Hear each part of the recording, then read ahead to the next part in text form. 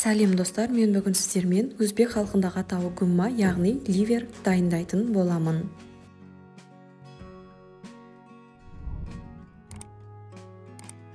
Ол үшін ең алдымен бауыр, жүрек, өкпе қоссаңыздар да болады, ет қоссаңыздар болады кішкене.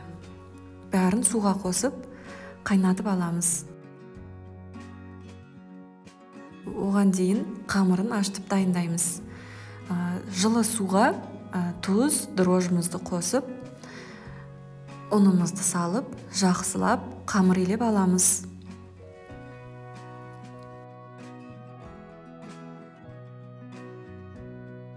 Қамырымызды илеп болдық, енді қамыр көтерілгенше жылы жерге бетін жауып қойып қоямыз.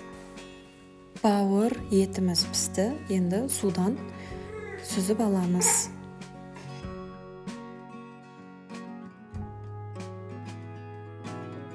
Енді піскен бауырды ет тартқыштан өткізіп аламыз және пияз қосамыз. Үлкен пияз болса бір пияз жеткілікті. Бәрін ет тартқыштан өткізіп аламыз.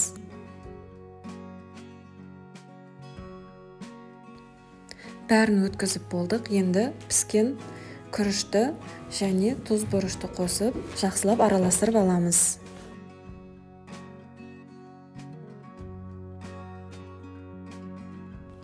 Енді ашыған қамырымызды кішкене бөліктерге бөліп жасап аламыз.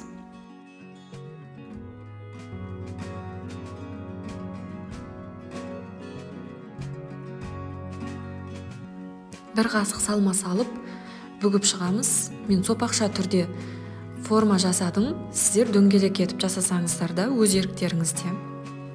Енді майды қатты қыздырып жібермей, екі жағын кезек-кезек аударып, қызартып, пісіріп аламыз.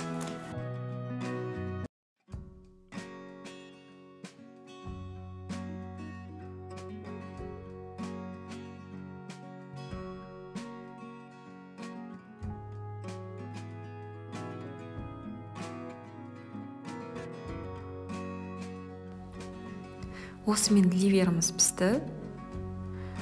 Арасы да шикі емес, әдемі, өте дәмді болып пісті.